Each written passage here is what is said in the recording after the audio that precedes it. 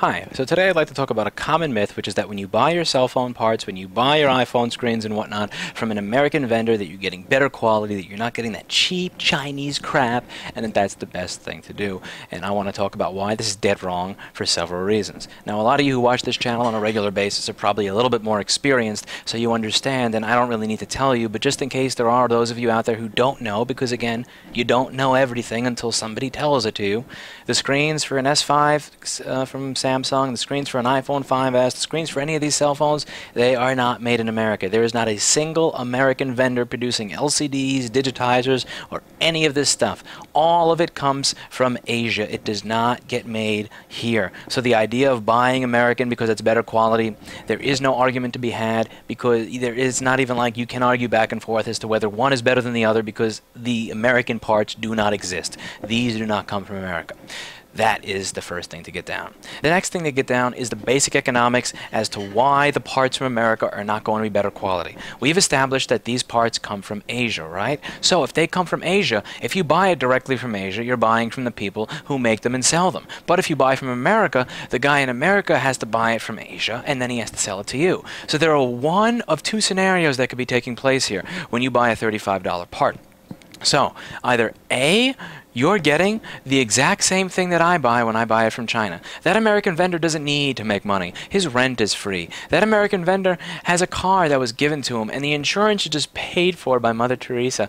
He doesn't have to pay for his kids' food, his kids' college tuition, his clothes. This is all just given to him by nice people. So he doesn't have to make money. He goes to work 8 hours a day to make nothing, so that he can buy a $35 cell phone screen and sell it to you for $35. That's scenario one. Scenario two is that that person buys a $25 cell phone screen from Asia so that he can sell it to you for $35 and make some money for himself, so that he can buy nice clothes, so that he can pay for his rent, so that he can have food on the table, so that when it's 17 degrees outside, he can turn the heat on and pay his national grid bill of $300 at the end of December.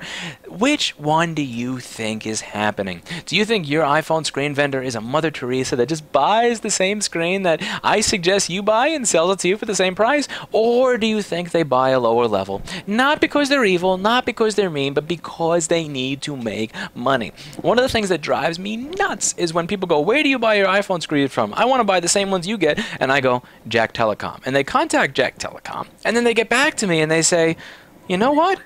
They said that the screen is $35, but I already pay $35 in America. I don't see what the point is. I get the same thing.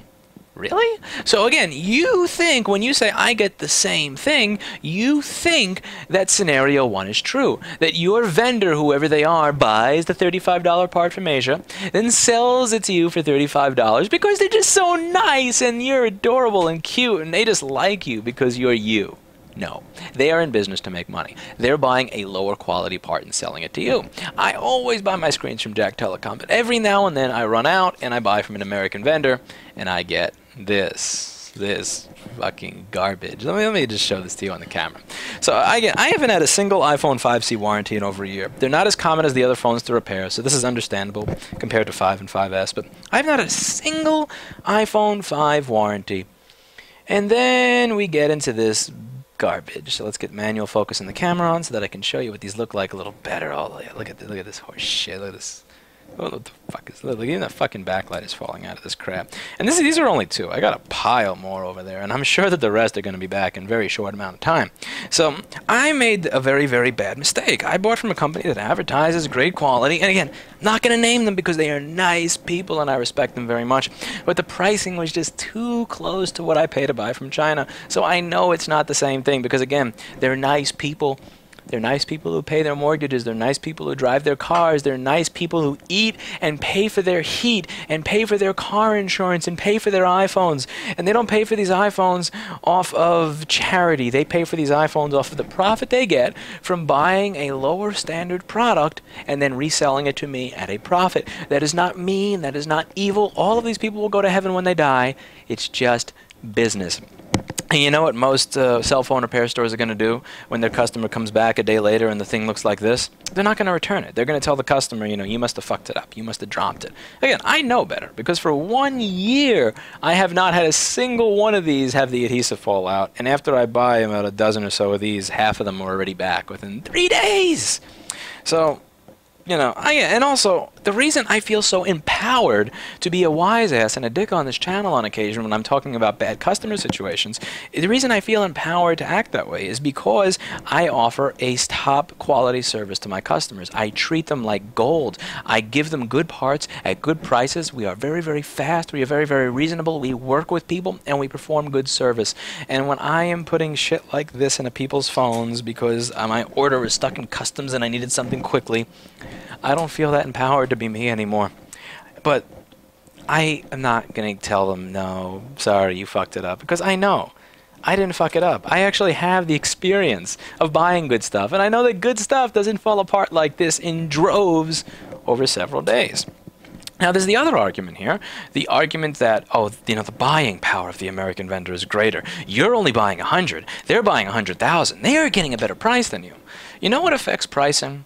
Vendor relations. You know what good vendor relations are? You're easy to deal with. You don't return stuff that works. You don't return stuff that you've stabbed or you've ripped flex cables on. And you know what? I found it's actually easier to have better vendor relations when you're not a large company, because large companies have miscommunication. Large companies have mishaps where the guy who's actually dealing with the vendor is not the person noticing that they're sending back screens that have torn flex cables. When you're dealing with a large company there, you have to deal with purchasing, you have to deal with this person's going to send the money after I'm done negotiating, whatever.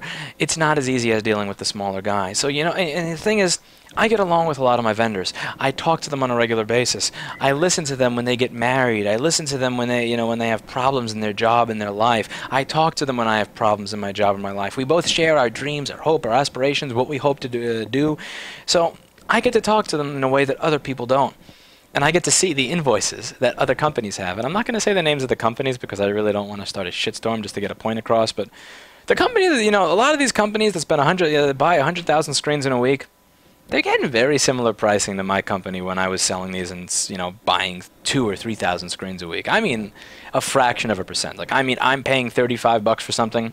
They're paying $34.10 for it. I mean, again, when they say we have greater buying power, they do have greater buying power, but a fraction of a percent. So that savings, so that they could buy a lower cost part and resell it to you at a profit, that's not coming from buying power. That's not coming from buying power. That's not coming from the discount they get for buying quantity. That is coming from buying the lower tier of stuff and selling it to you at the standard tier price. Or buying the standard tier stuff and selling it to you at a premium price. You know, this is one of the reasons I got out of the supply business, because it was just people focused on cheaper and cheaper and cheaper, and in order to actually get stuff at those cheaper prices, I would have had to buy shit. And then again, sometimes you can buy shit and you sell it and it works great. The thing about shit parts, it's not that they're always shit, it's the lack of consistency. Because sometimes you get stuff that is over the top amazing and great, and the next week you get a pile of shit like this. And I didn't want to do that to people. So let's still go over what we learned here. A, none of these parts are made in America. They're not. There is no such thing as buying an iPhone screen from an American vendor and getting something that's better. Secondly, there is absolutely no such thing as an American vendor that's a Mother Teresa. They're not going to buy the $35 screen from Jack Telecom and resell it to you for $35. That doesn't happen. So when I tell you to buy from Jack Telecom and you go, you know, my American vendor gives me the same price as them for the same thing, it's not the same thing. They're selling something else. I want you to ask your vendor, hi, do you sell to me for 0% profit? And if they say yes, and you go to visit them, and they're all standing out in the street using Lenote computers and McDonald's Wi-Fi without clothes on and burlap sacks, by all means believe that they are selling to you for no money. But most don't do that. They buy this, and they sell it at a markup. Oh, the third myth, buying power. Buying power gets you a discount, but you would be surprised it's not that much. If you're at a point where you're willing to buy 150 or 200 screens, I assure you that your pricing is going to be very, very, very, very similar to a vendor that's buying 10,000, 20,000, 50,000. It's not about the quantity, it's about the rapport. Build a good rapport with them and be easy to deal with. Don't be a jackass, don't be always bargaining, don't be always bitching, and you're going to find that it's really easy to deal with these people. You know, somebody sent me a link to this Mancorp rework station. Let me see if I can find it on the web here so I can tell you. So I have a Xiaomao ZMR 6200C that I paid about $7,300 for.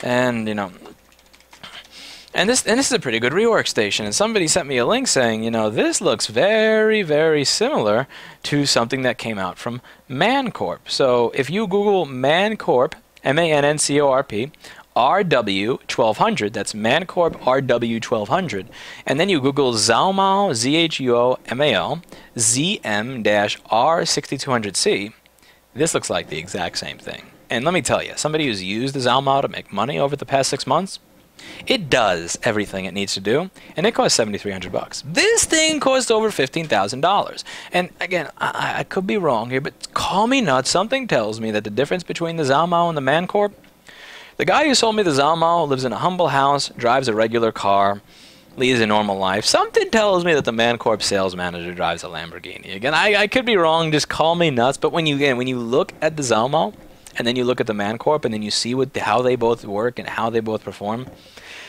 Again, it's profit. It is what it is. It's a business, and it's not mean. It's not evil that other companies want to profit off of you. But I just want you to realize that other companies are looking to profit off of you, and I want you to be able to make a decision based on the truth. I don't want you making decisions based on silly ideas of buying power, silly ideas that American parts are better quality. If you are buying 5 to 10 screens a week, it doesn't make sense to pay DHL shipping from China. It doesn't make sense to deal with a sales rep that doesn't want to deal with you unless you're buying a couple of hundred. They're not going to treat you very well. The American vendor will. If you need stuff to come in 1 or 2 days' time, it doesn't make sense to always buy from China.